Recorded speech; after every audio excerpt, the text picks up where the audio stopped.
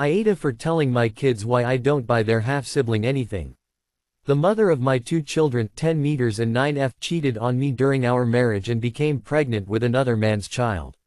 I learned this when I caught her with the man in question, and after quizzing her, she admitted there was a strong chance he was the father of the baby she was pregnant with.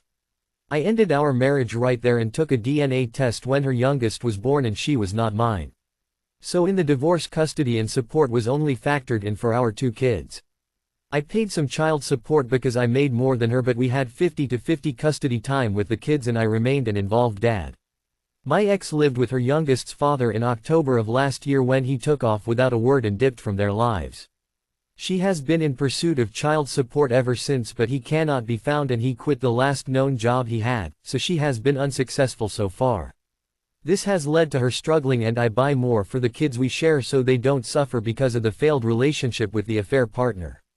Last month my ex told me she was struggling to keep up with the expenses for her youngest and she asked me if I would maybe buy some stuff that included her too.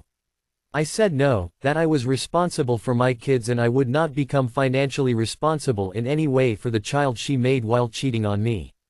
She begged and told me they will have different lives if I don't help, at least for now, and I told her that was not my problem and maybe she'll think about that in the future before she starts an ongoing affair. She told our kids about asking me and encouraged them to ask me for them. The kids were confused because they have always known their half-sister is not my child, but they started to doubt because of how their mom talked, saying good men take care of all their children and loving a child who is part of your family should never be that hard. The kids approached me and asked me about it and told me their mom wanted them to ask me for stuff for their half-sister. So I explained to them that she is not my child or part of my family, but she is still part of theirs. They asked why, since my oldest has some memories of his mom and I being together while she was pregnant. I said their mom got pregnant with their half-sister while we were together, but DNA proved she was not mine and I did not raise her for that reason. I told them I am still their dad and nothing has changed, but I was never really their half-sister's dad and don't want to buy her stuff like I do for them.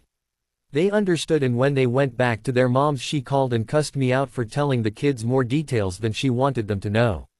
I said they had always been aware they had a different dad to her other child and that needed to remain clear because I was not claiming her now that her father has abandoned her. She called me a cruel dick.